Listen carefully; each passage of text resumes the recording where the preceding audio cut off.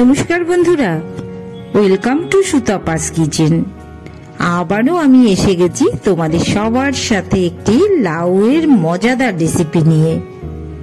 কড়াইতে খুব সামান্য 1 চামচ মতন তেল ঢেলে দিলাম। লাউ রান্নায় তো তোমরা সবাই জানো খুব বেশি তেলের দরকার পড়ে না, তবে আজকে কিন্তু একটু সাদা জিরেও ফোড়নে দিয়ে দিলাম। আজকে কিন্তু আমি তোমাদের একদম ভিন্ন স্বাদের দারুণ মজার একটি রেসিপি করে দেখাবো। 3-4টে কাঁচা লঙ্কা আমি চিড়ে রেখেছিলাম, তেলের মধ্যে দিয়ে দিলাম। একটু যে ভাজা ভাজা হয়ে আসবে তখন আমি আগে থেকে কেটে ধুয়ে রাখা লাউটাকে কিন্তু ওই ফোড়নের সাথে মিশিয়ে দিচ্ছি। আজ কিন্তু আমি লাউয়ের একটি মজার ঘন্ট রেসিপি করে দেখাবো। তার জন্য তোমাদের সবার আমার সাথে থাকতে হবে। লাউটা কিন্তু একটু মশলার সাথে একটু ওলট পালট করে নিচ্ছি। এখনো মশলা মানে তেল আর সাদা জিরে ফোড়নেই চলছে। লাউ একটু নরম হয়ে আসছে, বারে বারেই কিন্তু আমি এরকম ঢেকে ঢেকে লাউয়ের জলটাতেই লাউটাকে বয়েলড করে নেব।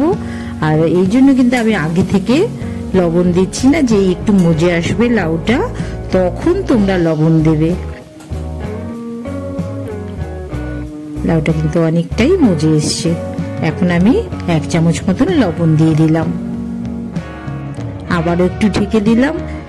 লাউটা ওদিকে বয়েলড হচ্ছে, এদিকে আমি বাড়িতে আমার মটর ডাল এরকম গুঁড়ো করে রেখে দিয়েছি। সেই মটর ডালটা, গুঁড়ো মটর ডালটা 3 চামচ মতন বাটিতে আমি নিয়ে নিলাম, বড় চামচের 3 চামচ।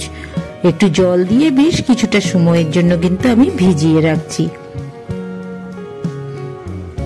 একদম ভিন্ন স্বাদের রেসিপি। এমনি ডাল দিয়ে লাউ করলে যেরকম হয় এটা কিন্তু একদমই সেরকম লাগবে না। তোমরা করে দেখো, সবার ভালো লাগবে। লাউটা মজে এসছে আমার।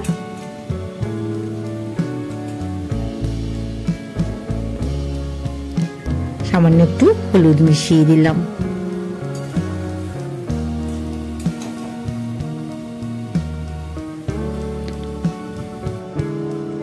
ওদিকে লাউটা সেদ্ধ হচ্ছে, এইদিকে কড়াইতে আবারও একটু তেল দিয়ে দিলাম, একটু সাদা জিরে, শুকনো লঙ্কা, তেজপাতা ফোড়নে দিয়ে দিলাম। একটু যে ভাজা হয়ে আসছে, গন্ধ বেরোচ্ছে,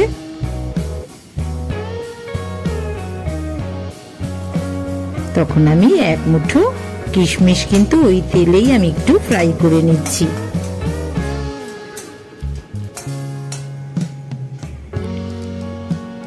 বেশ কয়েকটা কাজুও কিন্তু আমি ব্যবহার করেছি। এবার যেগুলো ভাজা হয়ে এসছে, যেটা মটর ডালটা আমি যেটাকে ভিজিয়ে রেখেছিলাম, গুঁড়ো মটর ডালটা, মটর ডালের পেস্ট যেটা, সেটাকে কিন্তু আমি এই কাজু কিশমিশ শুকনো লঙ্কার সাথে আবারও কিছুটা আমি ভেজে নিচ্ছি। তোমরা তোমাদের প্রয়োজন মতন তোমরা জল ব্যবহার করবে। 1/2 চামচ মতন লবণ মিশিয়ে দিলাম। তোমাদের যদি লাউয়ে সামান্য একটু হলুদও ব্যবহার করলাম। লাউয়ে যদি খুব বেশি জল থাকে সেক্ষেত্রে কিন্তু এই মটর ডালের সঙ্গে খুব বেশি তোমরা জল ব্যবহার করবে না। আমার লাউটা বেশ মানে জল শুকনো শুকনো অবস্থাতেই আছে, তাই আমাকে কিন্তু খুব বেশি জল ব্যবহার করতে হয়নি। সামান্য একটু জল ব্যবহার করলেই হয়ে যাবে। দারুণ মজার লাউ ঘন্ট অনেকটাই হয়ে এসছে, আমি সামান্য একটু জল ব্যবহার করছি।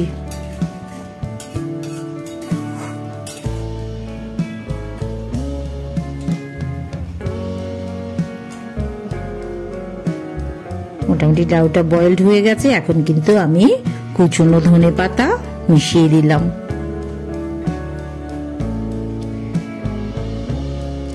আমি কিন্তু এই রান্নায় কোনো রকম ঘি ব্যবহার করিনি। তোমরা যারা ঘি খেতে পছন্দ করো সামান্য একটু ঘি তোমরা 1 চামচ মতন মিশিয়ে নিও। 1 চামচ মতন কিন্তু আমি চিনি মিশিয়ে দিচ্ছি।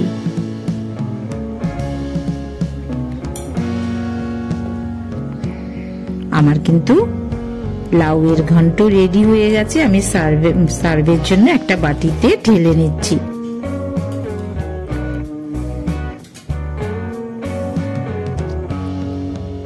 সুতাপাস কিচেন এরম দারুণ দারুণ রেসিপি তোমাদের জন্য নিয়ে আসবে। ভালো লাগলে অবশ্যই তোমরা একটু লাইক করো আর সাবস্ক্রাইব করতে কিন্তু কেউ ভুলো না। তাহলে আর পাশে থাকা বেল বাটন, যেটা বেল আইকনটা আছে, ওটা অবশ্যই তোমরা প্রেস করে রেখো, তাহলে তোমাদের কাছে নোটিফিকেশন চলে যাবে।